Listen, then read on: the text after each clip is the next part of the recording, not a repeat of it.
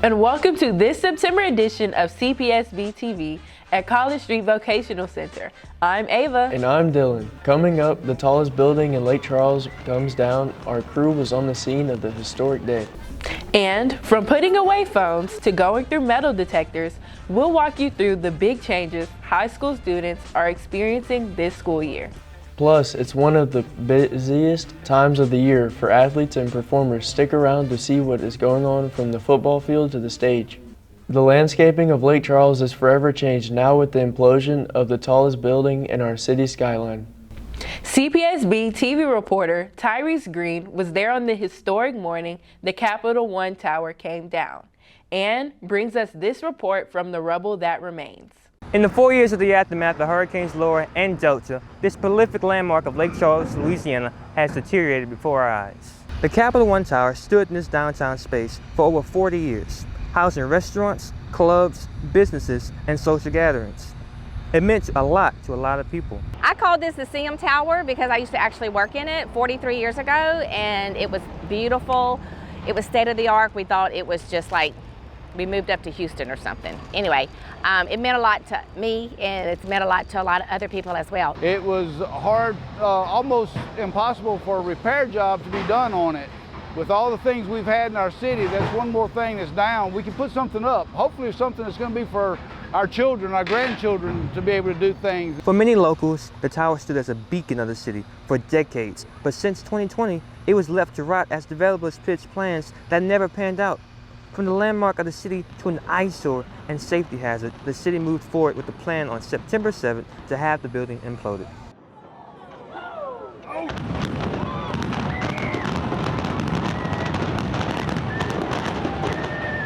I think the implosion was a good thing.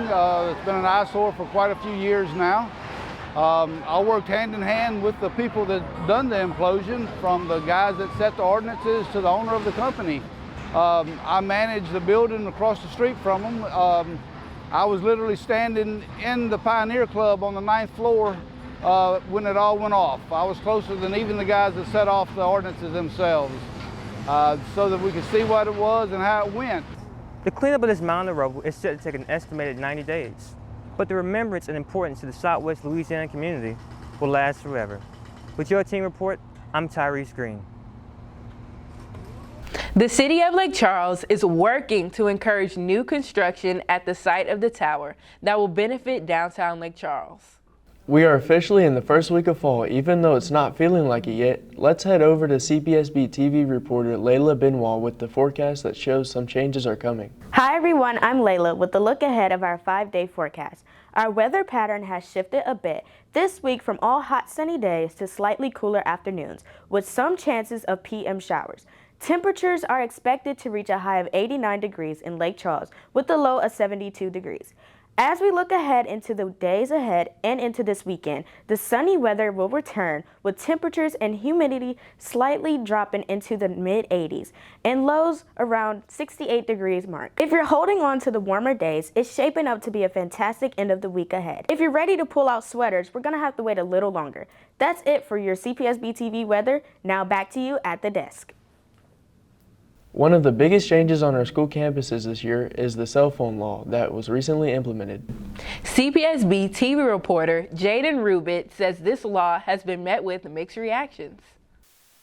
If you take a look into classrooms today compared to 1 year ago, you'll see the changes when it comes to student cell phone usage. I think it should be allowed in school because at lunch I have free time and when I'm walking to class. But as soon as I get into class, I think I shouldn't have it. The cell phone law requires that students have cell phones powered off and stowed away during school hours. Principal Justin Mahoney said that he anticipated an influx of discipline referrals at the beginning of the school year, but that has not been the case. I felt like students have responded in a positive way. It's been a good thing, and I really am excited that the students have embraced this law so well. Teachers have also embraced it, saying it made the job easier and they've noticed positive behavioral changes. It's making it easier to deliver instruction. It's making it easier to keep students engaged during instruction. But the relationships that the students are building with their peers is beautiful to see as a teacher. Still, students have their own opinions about both sides of the law. I feel like the people failing went lower than it was last year because I don't know, I feel like everybody's paying attention in class now instead of doing other stuff. Kids are still gonna pull out and record whenever a fight happens. It's overall pointless and doesn't change anything on my perspective.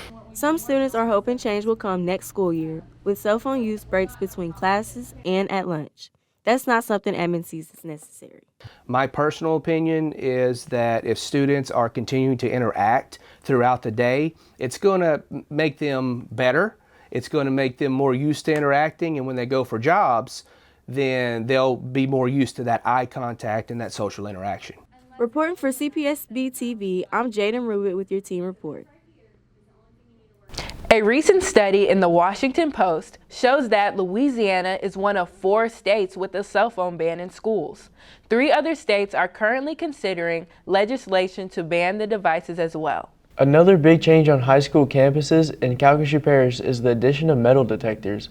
When students arrive, they walk through the detectors and hand off their computers. Bags are checked if the detector goes off. Not having them before, students just got here on campus, and we were one of the most open campuses in the parish, but we've added a gate to our campus and now these, so every student that comes to our campus, every single block goes through the weapons detectors.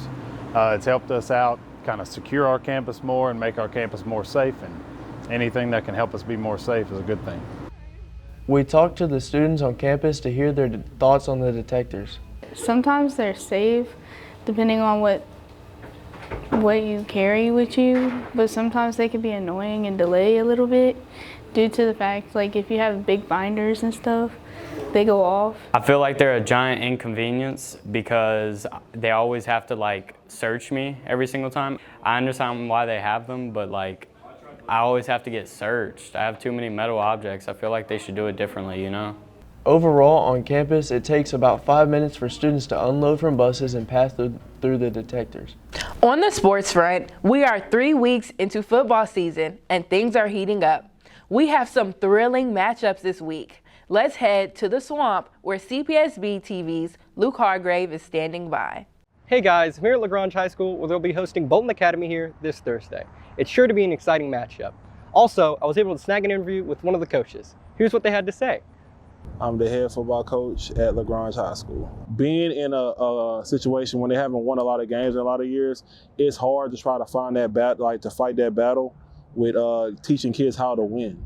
You know, it's not their fault. You know, it's just the situation they've been dealt with. But they've been fighting adversity since they've been here at LaGrange. So seeing them continue to stick through the program, whether the negative people say negatively about them, they always been speaking life. So I'm very excited and I'm proud of my team, what they've been doing so far. Also on the roster, Washington Marion goes head-to-head with St. Louis Catholic. Friday, we'll have Vinton versus Delcombe, Iowa versus Wassman, Sulphur versus Sam Houston, Barbe versus Cairncrow, and DeQuincy versus Lakeview. These games are sure to be exciting, so fans, rep your team and have a good time. I'm Luke Hargrave, reporting for CPSB-TV. Another big part of the fall football experience is the marching band. Here's a look at Iowa's Pride of Jacketland performing at their recent away game in Little Cypress, Mauriceville in Texas. Performing in marching band is a huge commitment with time and talent. Here's what some of the band members said about their experience. I think every year starts off rocky. We just need to really get into the swing of it. Everyone needs to just do their part, and I feel like if we do, we'll pick it right back up. Having someone who really wants to help and teach you, it means a lot, and I know from experience. Another hard-working group on the field and in the stands is Colorguard. They dance, they spin, they cheer on the team, and pump up the crowd. This is footage of a morning practice with the Barbe Band of Blue. We talked to the Colorguard captain about what it takes to be on the team. I wanted to be Colorguard captain because I really wanted to help the team and promote growth and push everyone to success. The stress of being Colorguard captain includes getting like critiques and push from everyone around you. So you get messages from the band directors that you have to relay to students. You get messages from the students that you have to relay to the band directors. You get messages from other section leaders. So everyone all around you is correcting you. You're correcting yourself. It's a whole bunch of corrections from everyone. I'm looking forward to the competitions and the performances just so that we can show everyone what we've been working so hard on and everyone can finally understand. After football season wraps up, Barbe's color guard transitions to winter guard, which involves choreography, dancing, and acting indoors. Let's head to the stage at LaGrange High School, where Calcasieu Theatrical Arts students are prepping for their big fall production. Mean Girls Jr. is a fearless musical about chasing popularity and being true to yourself. The story follows Katie Heron, who grew up on an African savannah, but nothing has prepared her for her new home, where she takes on the Plastics, a group of popular mean girls. We talked to one of the directors and performers about the upcoming shows. This show is definitely a nod to the early 2000s classic of Mean Girls. They have made it into a musical, and so this is a chance to involve students in learning the musical process, but also having fun with a classic, iconic movie. What makes this show special is that Calcasieu Theatrical Arts consists of many other high schools in the area, and aside from just acting, we also have a very talented tech crew who is helping to do props, costumes, run lights, sound, and we are completely student-led and student-motivated, which I think is really awesome.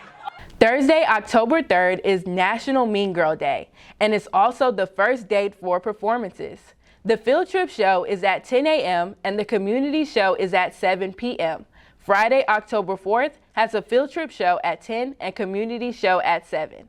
Then your final chance to catch the performance is Saturday, October 5th at 7 p.m. All performances are at South Lake Theater off Nelson Road in Lake Charles, and tickets are $15. You can get tickets in advance by going to Calcasieu Theatrical Arts Facebook or Instagram. Halloween is just a little over a month away, and some of our TVP students got in the mood early with the classic movie trailer recreation. Check out their homemade take of Scary Movie, a spoof of scary movies that haunt audiences every year. Hello. Wanna have a little fun? Who is this? Do you like scary movies? If you thought the terror was over, if you believed the nightmare was finished, Ow! Ow! you were right. Has it crossed your mind that your boyfriend was murdered and you're next? No way! They didn't make the rules. Oh my god, he's dead! They were just too stupid to follow them. We should call the police! No way! I ain't going to jail! It's okay, I'm fine! We'll get rid of the body! I'm gonna tell y'all the rules to survive this situation. Rule number 1. Don't answer the phone. I'm in the house. Do you know where I'm at? You're behind the couch. I can see your feet. What? Don't talk to reporters. Oh jeez! First cops, not this? And whatever you do, don't be afraid to rise to the occasion.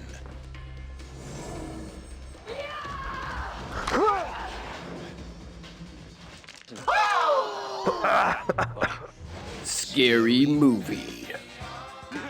What a creative project. They really ate that up. I couldn't have said it better myself. That will do it for this edition of CPSB-TV. Thank you so much for watching, and don't forget to like and subscribe. See you next time.